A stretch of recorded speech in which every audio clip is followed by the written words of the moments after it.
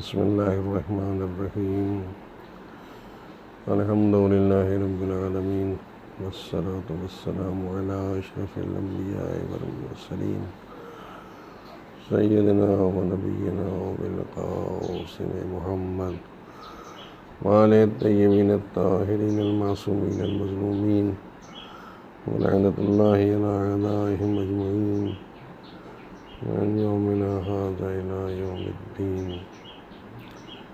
أما بعد فقد قال الله تبارك وتعالى فأنجيناه وأصحاب السفينة. یہ قرآن مجید کا ایک فقرہ ہے جہاں تسلسل کے ساتھ جناب نوح کے بارے میں گفتگو ہو رہی تھی اور جناب نوح کے خصوصیات، فرائض، کمالات بیان کیے جا رہے تھے، اور ان کے ساتھ ساتھ ان کی ذمہ داری اور ذمہ داری کے بعد ان کے کارنامے اور وہ نتائج جو ان کی مجاہدانہ زندگی سے متعلق تھے بیان کیے جا رہے ہیں، تو وہیں پر آواز دی گئی فَأَنجَيْنَاهُ وَأَصْحَابَ السَّفِينَةِ. ہم نے نجات دی نوح کو اور اصحاب سفینہ کو. سفینے میں نوح کے ساتھ جو لوگ بیٹھ گئے تھے ان کو بھی ہم نے نجات دی. تو مسئلہ نجات کا تھا. نجات انبیاء اور مرسلین کی زندگیوں سے وابستہ کی گئی. جن کو اللہ نے ہدایت کا ذمہ دار بنایا ان کی زندگیوں سے ہدایت کو اللہ نے وابستہ کیا. کیوں؟ اس لیے کہ انسان کی زندگی کو ہدایت کی ضرورت تھی، تو ضرورت کو پورا کرنا تھا، لہذا اللہ نے اپنی طرف سے انبیاء بھیجے، مرسلین بھیجے. انہوں نے اپنی بامشقت زندگی دنیا میں صرف کی اور اس کے نتیجے میں انسانوں کو ہدایت ملتی رہی، امتوں کو ہدایت ملتی رہی. اسی سلسلے میں ایک بہت طولانی تذکرہ قرآن مجید نے پیش کیا ہے جناب نوح کا. یعنی جناب نوح ان کا نام ہے، ایسی شخصیت اور ایسی ذات اور ایسے نبی کا نام ہے کہ جس نے مسلسل بہت دن تک بڑی طولانی عمر پائی اور ہدایت کی. فَأَنجَيْنَاهُ وَأَصْحَابَ السَّفِينَةِ جو فقرہ عنوان کے طور پہ پیش کیا گیا ہے وہ اسی سلسلے کا ہے کہ جناب نوح کو بھیجا گیا. اللہ کہتا ہے کہ ہم نے ان کو طولانی عمر دی اور وہ اپنی قوم کو ہدایت کرتے رہے، ہدایت کرتے رہے، مسلسل ہدایت کرتے رہے. ہم نے ان کو اپنی نشانی بھی بنا لیا. لیکن جب نجات کی ضرورت ہوئی تو ہم نے ان سے یہ کہا کہ تم آزمائش کے طور پہ اور تجربے کے طور پہ اپنی امت کے سامنے اپنے کمالات کو پیش کرو اور اس کے ساتھ اپنی طولانی عمر کا حوالہ دو. ہم نے انہیں طولانی عمر عطا کی، اور کتنی قرآن اور احادیث سے متعلق جو تذکرے ہیں اس سے ثابت ہوتا ہے کہ 2000 سال سے زیادہ جناب نوح کو عمر عطا کی گئی. اتنی طولانی عمر پانے والا نبی امت کی ایذا رسانیوں کا سامنا کرتا رہا، اس لیے کہ صورتحال یہ تھی کہ جناب نوح تبلیغ کے لیے نکلتے تھے تو ان پہ پتھر برسائے جاتے تھے، اذیتیں دی جاتی تھیں، ستایا جاتا تھا. حال یہ ہے کہ جب رات کو واپس آتے تھے اپنے گھر تو بدن پہ جگہ جگہ زخم پائے جاتے تھے. اور ایسے میں جو بیٹا تھا وہ بھی ہنستا تھا، زوجہ تھی وہ بھی مذاق اڑاتی تھی کہ زخمی ہو کے آئے. یہ ہے ان کی امت اور یہ ہے ان کی نبوت، تو نبوت کا بھی مذاق اڑایا جا رہا تھا، امت کا بھی مذاق اڑایا جا رہا تھا، اس لیے کہ نہ بیٹا ان کا ہمدرد تھا، نہ زوجہ ان کی ہمدرد تھی۔ نتیجہ یہ ہوا کہ مسلسل تکلیفیں برداشت کرتے رہے مگر شکوہ زبان پر نہیں آیا۔ پالنے والے اب بہت دن ہو چکے، اب ان پہ عذاب بھیج دے۔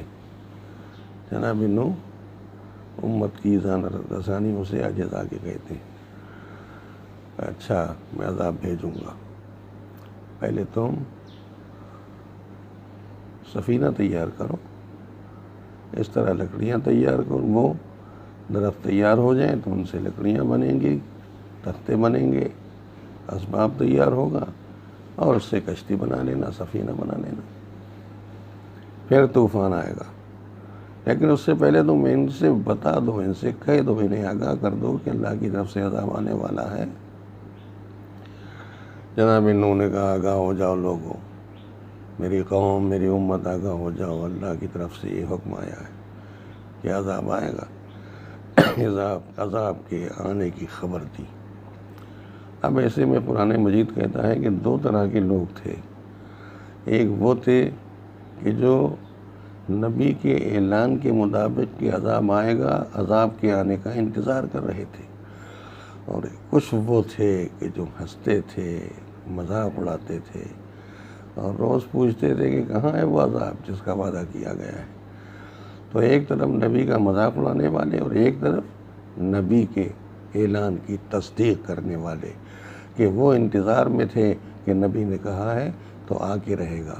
معلوم ہوا کہ نبی اگر کسی کے آنے کی خبر دیتا ہے تو کچھ تو وہ ہوتے ہیں جو مذاق اڑاتے ہیں اور کچھ وہ ہوتے ہیں جو آنے والے کا انتظار کرتے ہیں۔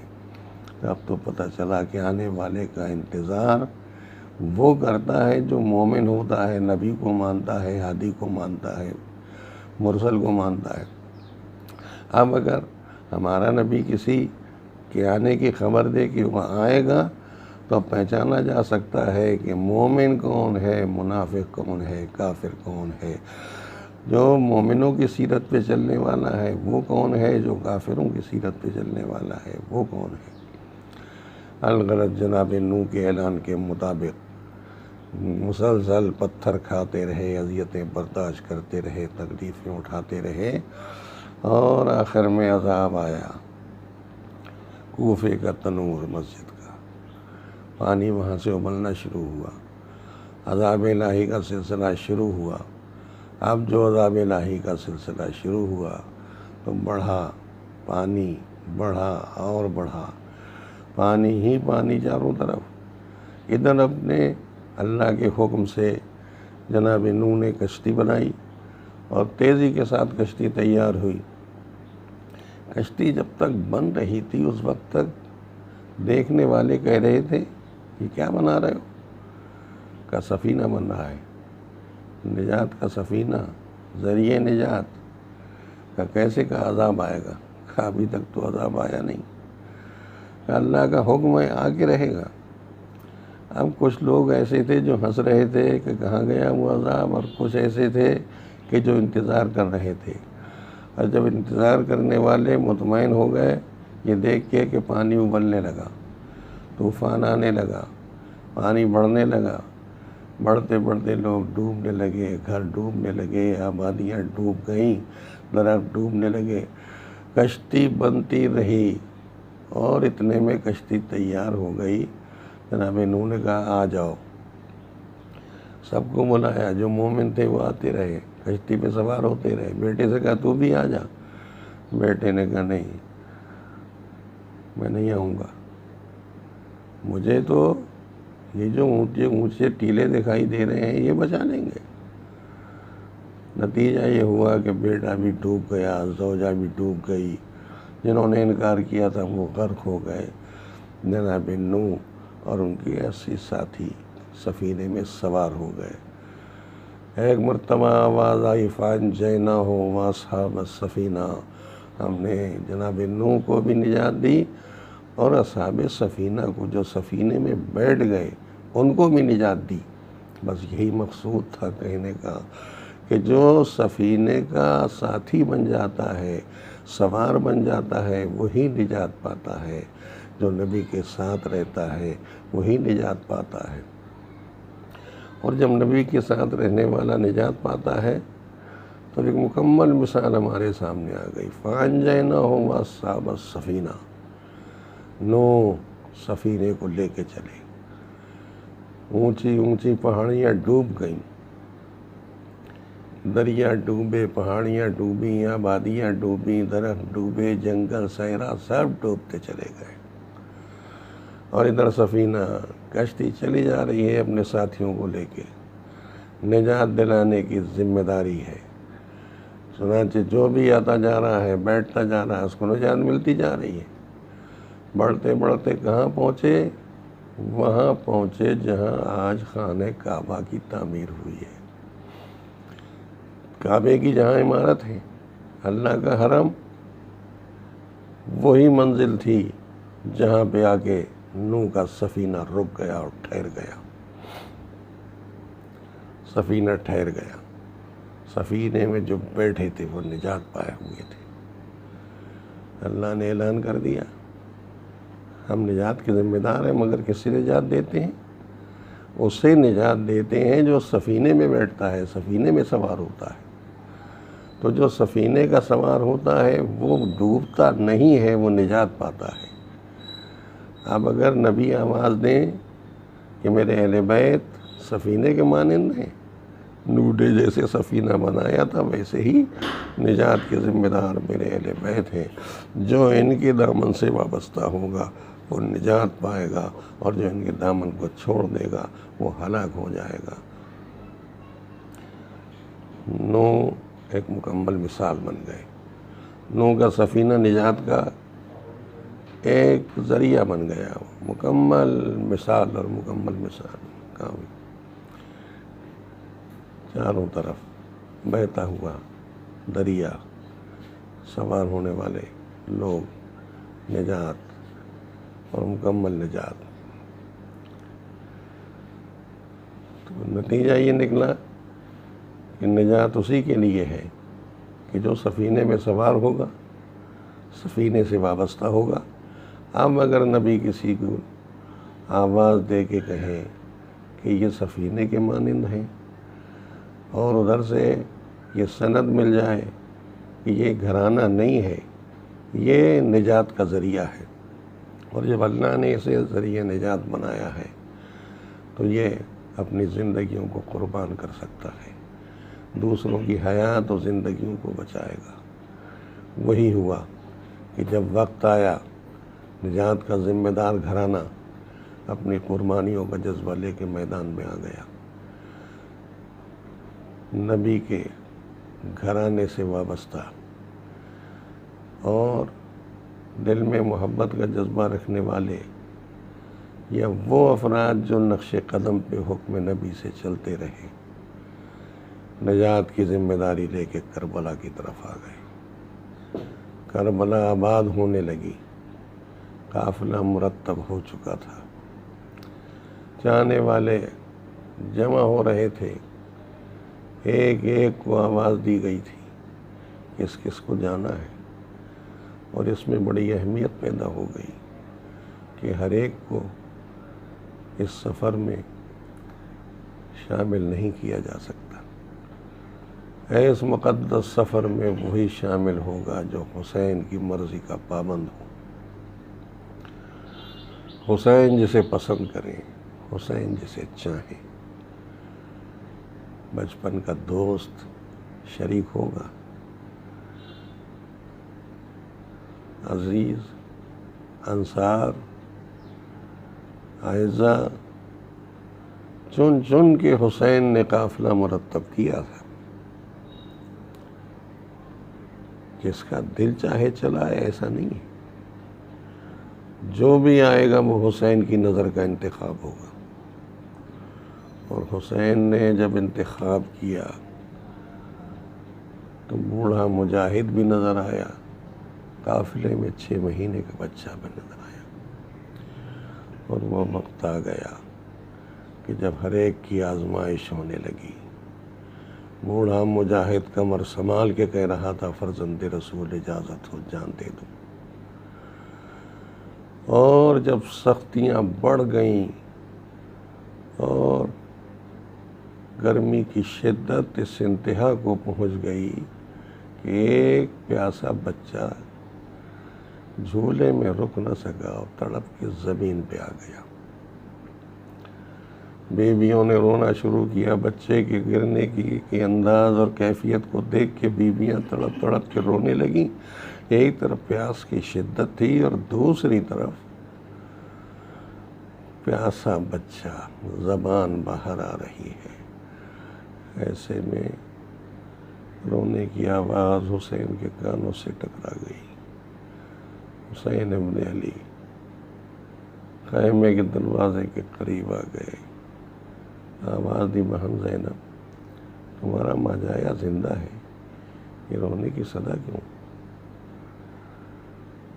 کیوں رو رہی ہو؟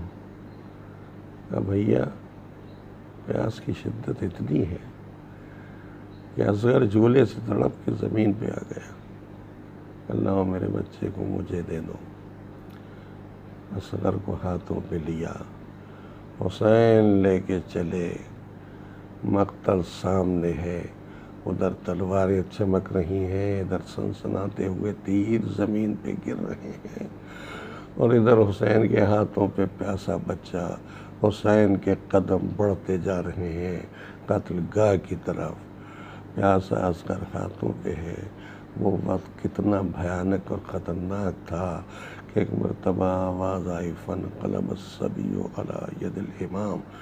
امام کے ہاتھوں پہ بچہ تڑپ کے رہ گیا اور حسین دیکھتے رہے۔ ننھا سا بچہ، 6 مہینے کی جان حسین کے ہاتھوں پہ، لیکن جب حسین پلٹ کے آئے ہیں، بچے کے تیر لگ چکا ہے، من کا ڈھل چکا ہے، اور حسین کے ہاتھوں پہ بے شیر آ گیا خیمے کے دروازے تک۔ جیسے ہی ایک بچی نے دیکھا کہ میرا بھیا بابا کے ہاتھوں پہ، کہا بابا بھیا کو پانی مل گیا اور آپ کی بیٹی پیاسی تڑپتی رہ گئی۔ امام نے زبان سے تو کچھ نہ کہا، لیکن ابا کا دامن پلٹ دیا۔ اب جو بچی نے دیکھا بھیا کا من کا ڈھلا ہوا ہے، گلا چھدا ہوا ہے، کرتے پہ خون کے دھبے، اماں میرا بھیا مار ڈالا گیا۔ انا للہ و انا الیہ راجعون۔ رضا بقضائہ و تسلیم۔